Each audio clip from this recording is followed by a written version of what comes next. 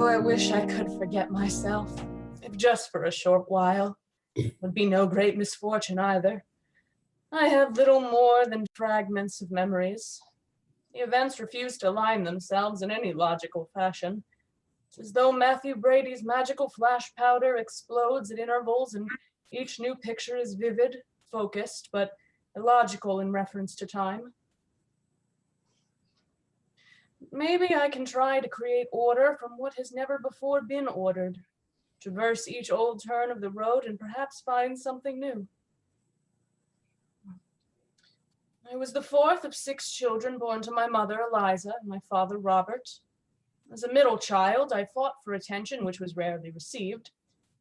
If this analysis seems cold, it's because it is cold. Such was the lot of my early life. In fact, such was the lot of my entire life. To always suffer the pain of abandonment. The first betrayal came from my mother, who died when I was 6 years old. Where did Mama go? There was never a satisfactory answer for me, only the promise that Mama was still there and that somehow, someday, I would be able to see her again. When I was 8, Father remarried. Betsy, stepmother, wicked woman. She never warmed to us first Todds, and she sought to undermine us at every turn. The term Satan's limb, wielded to embarrass and belittle, became a sort of dark humor to us children. School was the one way I escaped her never-ending presence. Father believed it necessary to afford our daughters as well as our sons the means of acquiring a substantial as well as ornamental education. He thus wanted nothing short of the best education for all his children. So we studied a wide range of topics, even those thought only proper for males. Most ladies thought that the only thing that mattered after 12 was dress and getting married, but I thought different. To call that kind of life boring would be an understatement. And who could a silly girl attempt to attract except equal silliness? Instead, I sought challenges and curiosities. I continued my education well past what was considered normal or even appropriate for a woman. I learned history, politics. That is how women influence decisions and shape history. That is how women get to places like Washington. As I came of age, Lexington was experiencing times of great development. Businesses began taking over the landscape, and there was the entertainment of politics for those of us who could understand the nature of such beasts. However, the men in Lexington treated women as though they were large babies, and if they had no right to possess mind or understanding. That was one reason why I looked forward to leaving Lexington to visit my sister Elizabeth in Springfield. I had tired of the social scene where I had great trouble not in finding attractive men, but finding those with mental attributes that could keep pace with my own. At first, I found the men of Springfield were not much different. The women were amusing, pleasant, interesting. The men were often hypocritical, frivolous in their affection, and uninteresting. One, despite these flaws, caught my attention. That was Stephen Douglas. Short for a man, stood just 5'4", but possessed a boundless enthusiasm for success that was often done math. Then there was the one that stood out, stood above the crowd, quite literally. That was the rail splitter, the man who sought to bring law to the prairie, Abraham Lincoln. Most women thought him an unattractive man, plain of face, tall and lanky as a scarecrow, ill at ease in parlors where I easily spoke of books, people, and politics. He preferred stories, told in a unique kind of homespun English. Wore the clothes of a farmer's son, too short, shabby, and mismatched garments hanging off his thin frame. The first time we met, when he introduced himself, his voice cracked 3 times. He said that he wanted to dance with me in the worst way possible, and he really did dance in the worst way. But his ugliness seemed to disappear when he smiled or spoke. Could have an entire room enchanted with little more than a few words. He had the potential for greatness, and I was entranced. As to his views on women, whatever woman may cast her lot with mine, should any ever do so, it is my intention to do all in my power to make her happy and content, for there is nothing I can imagine that would make me more unhappy than to fail in this effort. I remember the first time I saw him at a party, how much he flattered me. It's so seldom that gentlemen will sit out a dance for the mere purpose of conversation, and well, let's sit down.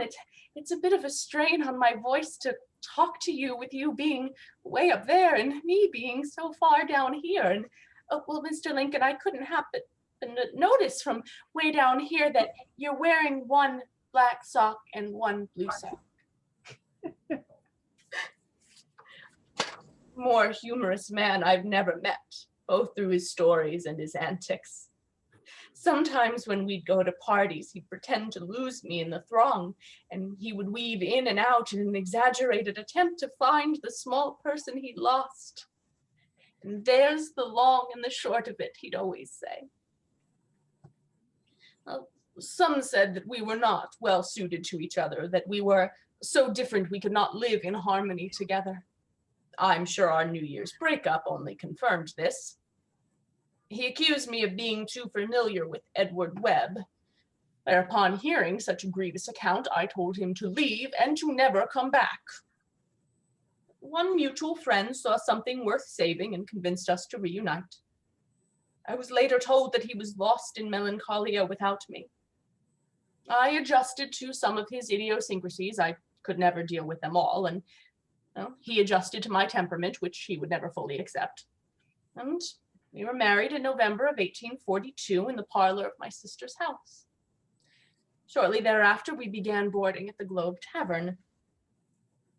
That was where our first son, Robert, was born, August 1st of the following year. Robert Todd. I named him after my beloved father. I loved Robert so. The first child always holds a special place in their mother's heart. But sometimes that feeling is not mutual. The residents at the Globe recalled Robert for his expansive lungs. I was a wife and mother, and I very much liked being Mary from Springfield instead of Mary from Lexington. The parties and extravagance I had known ebbed away. But politics would not remain quiet. My husband's ambition would not remain quiet, and I would be the one to fan the embers into flame. We left the Globe for our own home by the time little Eddie was born 3 years later. I established myself as the domestic caretaker. I handled the house cooking, for one. My husband often ate an apple for breakfast before heading to work, but subsequent meals were heartier. Waffles, batter cakes, egg cornbread, all recipes I'd brought from home. It was also my job to keep my family well clothed, sewing or selecting appropriate garments. I provided my husband in particular with a course in proper class etiquette, which included wearing matching socks. I did not think he knew pink from blue when I married him. Then I had my sons to care for. Anyone who accuses me of failing as a mother has never known me. I was always involved with the activities of my sons. A stepmother was the cruel one. She begged for us to come and visit her so that she could meet her grandsons, and then rejected the little kitten Eddie had found and brought home. Yet another example of her cruel mindset. Eddie, unfortunately, did not live long. The most chilling event of our time in Springfield. It began as a small cough, then a slight fever, small deteriorations each day. He coughed, rested, recovered, and then began coughing again, until passing away on February 1st of 1850. Consumption, just like that, gone. Small life ended before it even started. And grief that words could not reach. Like my mother all those years ago, my small boy had deserted me. Bright is the home to him now giving, for it is such the kingdom of heaven. Willie was born in December of 1850. I still felt very much alone. Business and politics meant that my husband was traveling more and was away for long stretches of time. He wrote often of his love for me and the boys. It was always music to my ears that I was the only one he ever thought or cared for. He wrote, "When you were here, I thought you hindered me some in attending to business, but now having nothing but business, it has grown exceedingly tasteless to me. Come on just as soon as you can." How much I wish instead of writing we were together this evening. Soon I joined him for the first time in Washington. It's the place where powerful men made history, and I wanted to make my own mark there too. When my husband was asked about being president, he laughed. He said he couldn't imagine such a sucker as me being president. Despite his reservations, he continued to climb. Now, he may not have believed in himself, but I believed in him. I believed in him even more after hearing him debate Stephen Douglas. I had chosen right. I thought, President and Mrs. Lincoln, could it happen? And then it did. Upon hearing of the election news, my husband rushed home stating, "I believe there's a little lady at home who would like to hear this news. We are elected." Then was our journey from Springfield to Washington, the prologue to my husband's term in office. Began on a note of jubilation and ended in fear. We stopped by any city of note to greet the public. There were shouts of approval for Abraham and great insistence that Tad, now our youngest, Willie, and myself be part of the celebration. However, there had already been threats of assassination, and under the advice of our guard, Mr. Pinkerton, my husband left the train in Harrisburg and traveled in secret through Baltimore. The three of us continued as planned. Now, all was calm until we reached Baltimore. The train slowed to a halt outside the station, and I could hear the noises of the crowd ahead. The few words I could distinguish sent the feelings of fear through my body.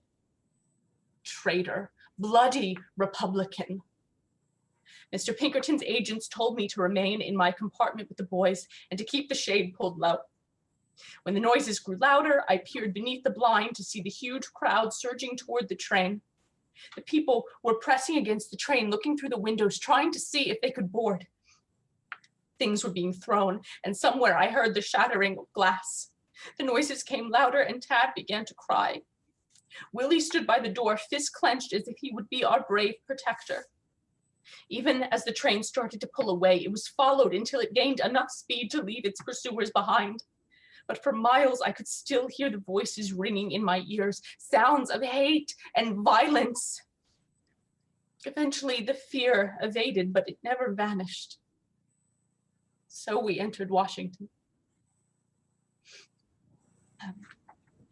Upon moving into the executive mansion, I found the home shabby and undistinguished, which would not do. The president's home was a showcase of the Union's power and prestige. An unfit home would express a powerless chief, and this could not be the case considering the April firing on Fort Sumter. From then on, guards camped in the east room of the executive mansion to protect us. We were told to be cautious, especially in the streets, for Confederates lurked in the shadows of Washington. As my husband dealt with the rebels on our doorstep, I turned my energies to creating an image worthy of national leadership. Jefferson Davis and his family did not live in squalor, and neither would the president. And so, accompanied by our Commissioner of Public Buildings, I began a series of trips to Philadelphia and New York, seeking out the finest merchandise.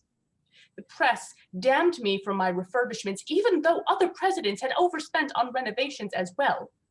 But their bills, in wake of corruption, were buried, and I often paid for my request through the diverting of money from other projects, like a promenade for the senators in the Capitol. Really, what was more important at the time?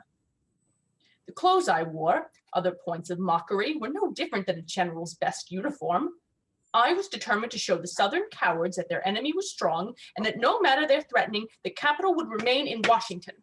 We would not be chased out of our home by their cowardly threats and by those lesser than us. And for those who want to claim that I have Southern feelings because of my upbringing, my background, and my relative support for the Confederate cause, read that and weep. Still, the newspaper said that I had a Western vulgarity that would never change, no matter how hard I tried. Many who had never met me still gossiped. Even mild criticism stroked the embers of vulnerability that had burned since childhood. I wrote of myself, "Nobody knows me, but they soon will. I would be the little woman behind the great man. And if that made me enemies, so the better. Show me a person of influence with no enemies, and I will show you a person laboring under grand delusion." I did what I could to aid the war efforts. In fact, one of the first war deaths struck close to us. A friend, Colonel Elmer Ellsworth, commander of those who guarded us, was shot and killed attempting to remove a Confederate flag from a Washington tavern. I placed the wreath on his coffin. I often provided aid to the troops, visited base hospitals. I suffered just as much as anyone during the war. We decided to host a gathering for all of Washington, paid $1,000 of our own money. We spent most of the time away from our guests and with our sick little Willie, who was running a fever in his upstairs bedroom. How often can an easily rendered statement be so twisted and turned that it becomes a killing and hurting thing? "I wish my son could die," I said. And I did say it. After so many nights sitting by his bed and looking down into his sweet face, I wondered how many more nights like this. And when I left my room to change my clothes, I said that I wish my son could die. Those were the words that went into the world. Mrs. Lincoln wants her son to die, wants to be unencumbered. Those were the words that reached the public. I returned to sit beside him. He'd fallen unconscious. I knew when I looked at him before I held his hand that he was gone. The servant came to the door.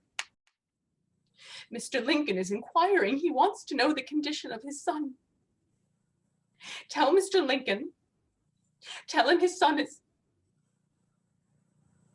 as well as can be expected." And the public would say that Mrs. Lincoln's wish had been granted. The unencumbered Mrs. Lincoln sat through the night holding the hand of her dead son, unwilling to announce to the world, to admit to herself that the small life existed no more. God loves those he takes first, I was told.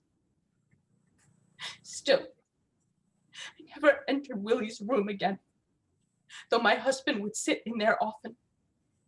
Word spread. What a bad mother she was. She paid more attention to society than she did to her son. Echo your words. They're only words. Words do not explain grief. Words cannot reach. In private, I blamed myself for his death. What was I meant to do? So I sought comfort, as many did, through spiritualism. Lizzie Keckley, my dressmaker, had been involved in the practice. Willie and Eddie visited me at night. It was comforting, and what was wrong with that?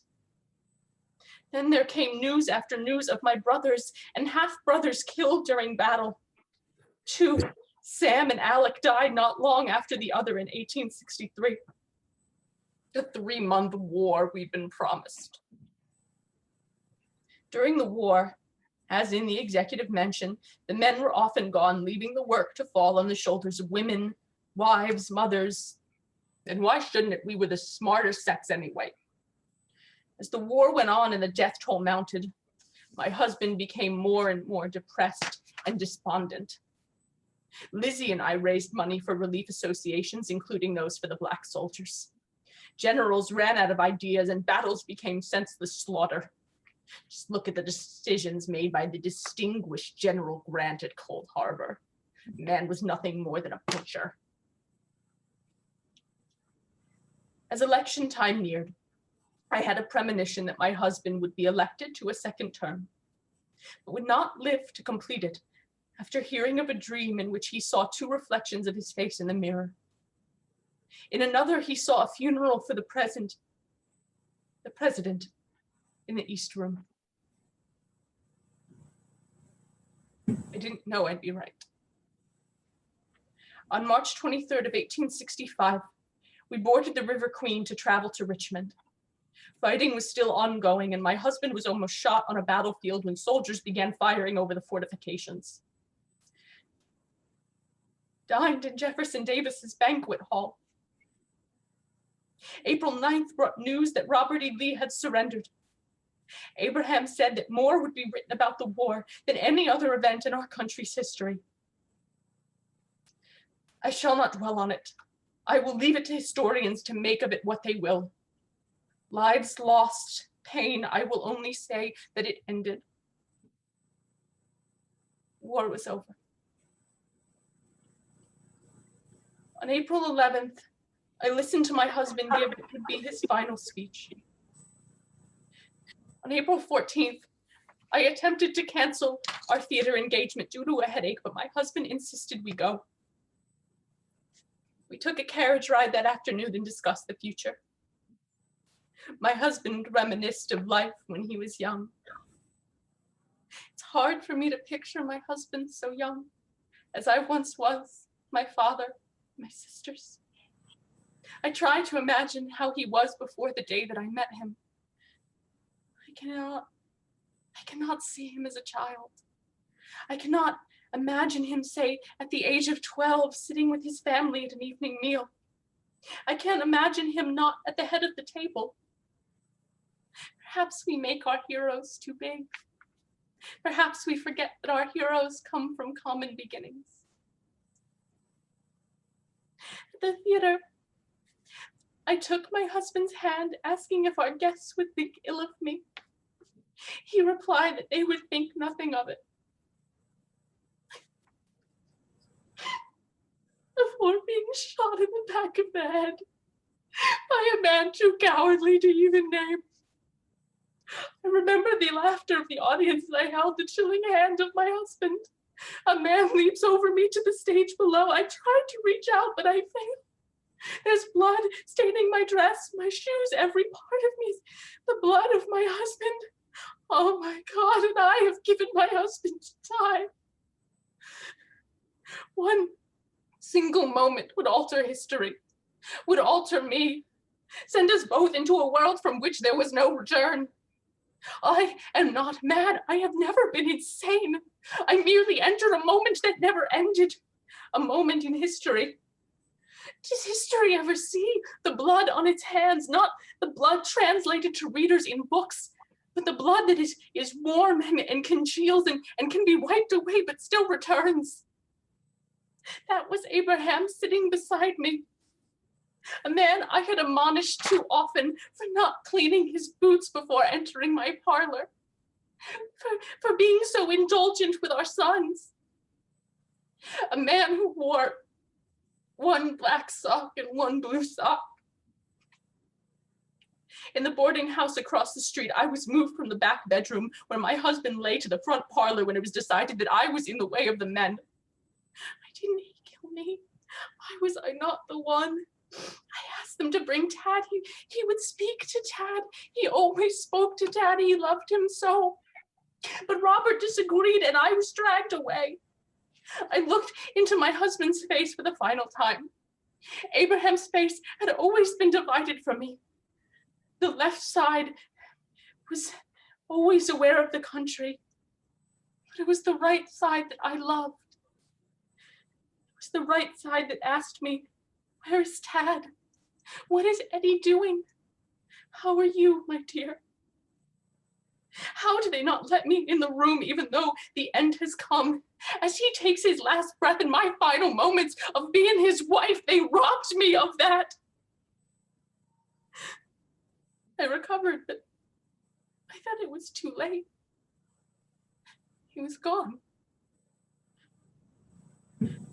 40 days I remained in the White House, gathering up the strength to go.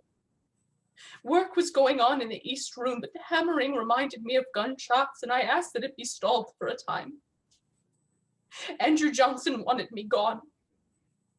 I have no doubt that man had secrets regarding my husband's death he did not want me discovering.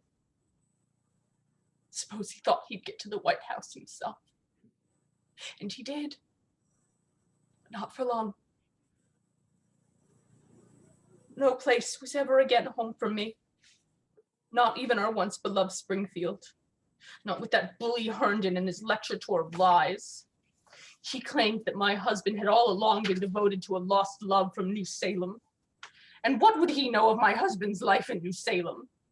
I have never heard the name Anne Rutledge spoken, and I don't care to now. I was asked to speak at the trial of that young Surratt boy they'd captured in Europe, but I chose not to appear. I couldn't. Robert and Tad left me alone for a point while they traveled to Washington to give testimony. I heard he walked free in the end. And as I told my daughter-in-law, trouble comes to those soon enough, and trouble will be his lot eventually. I traveled to Europe with my little Taddy for a time before growing weary and returning to the States. In May, Tad came down with what I first believed to be a bad cold, effects of the return trip. But by July, it had worsened to something much worse. Compression to the heart, they called it. His lungs and chest filled with fluid until they could take no more. They gave out. He slumped over in his chair and died. It was as though I was performing some well-rehearsed role. So many times before I had been in this part. Then came the great fire, started by a cow, they said. I would not argue. It is always the smallest actions that bring the greatest of destructions. In our haste to escape, I left behind a bundle of personal letters. It was reduced to ash, just like the rest of Chicago. Edward, William, Thomas, Eddie, Willie, Tad, and Abraham. I am alone. Even Robert is gone now with a family of his own. Robert, my first son, my baby, and all that remained of my family. There came a time when I was forced to examine a word which, to that point in my life, had only been applied to others in a manner non-serious and mocking. What an insane hat Mrs. Grant wore tonight. Mr. Seward is teetering on the verge of insanity. We're in the middle of a war and he is obsessed with some frozen wasteland in the north. The Stantons are all insane about the new show at Ford's. They say Mrs. Keene is a comedian of insane proportions. I think people view as insane and any action which differs from their own.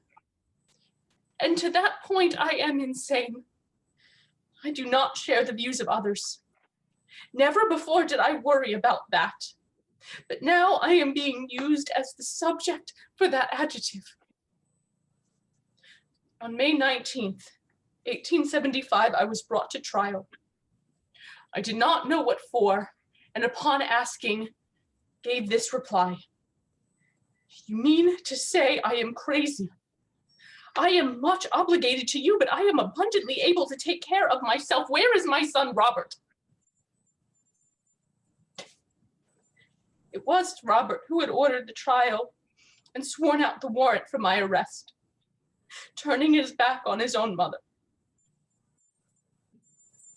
I thought he knew how much I loved him. I thought I knew how much he loved me. I was never examined. All the doctors who would have declared me sane were told to listen to others above all else. They said that my case began to take shape after the murder of my husband, and that my increased devotion to religious excitement made greater my insanity. A parade of accusations thrown at me because I had a voice which I insisted be heard, because I would not be shut away in isolation to make easier the lives of others. The last person to speak out against me was Robert. Robert, my son, the ringleader. There was no time given for defense. In a matter of minutes, the verdict was handed down. Insane with immediate incarceration. And so here, to Batavia, to Bellevue. I arrived on the 20th of May and have been here since.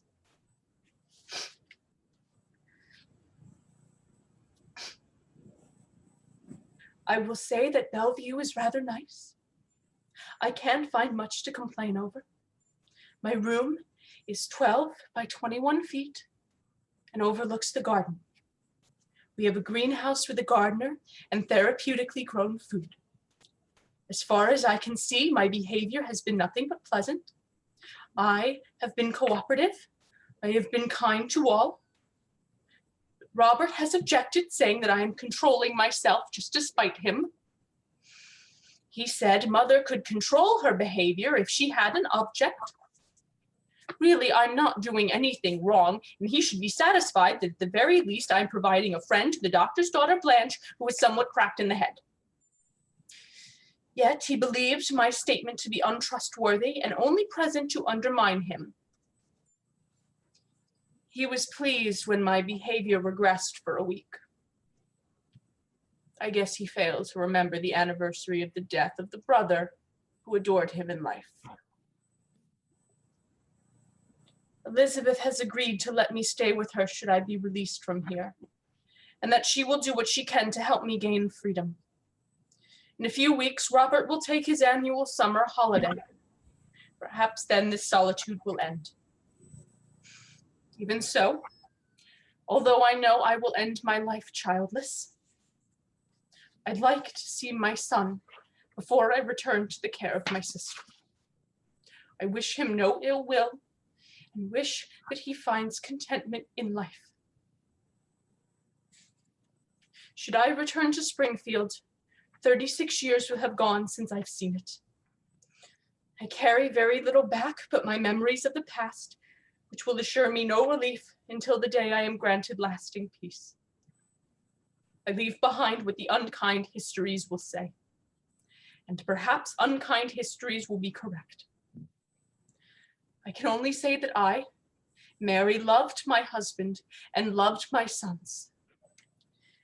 And even now, after moments that will challenge historians to define, I love them still.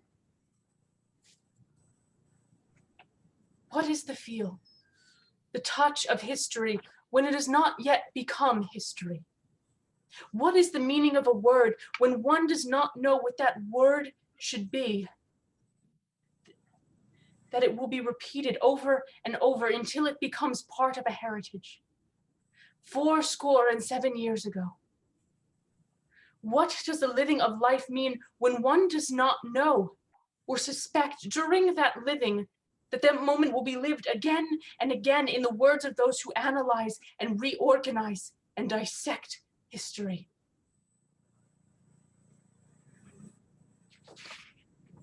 I was born into the Todd family of Lexington in 1818.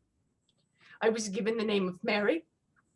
I began my journey on a spring day many years ago when I left my father's home to visit my sister in Springfield, Illinois, the city where my cousin, John Todd Stewart, had recently accepted a new law partner by the name of Abraham Lincoln.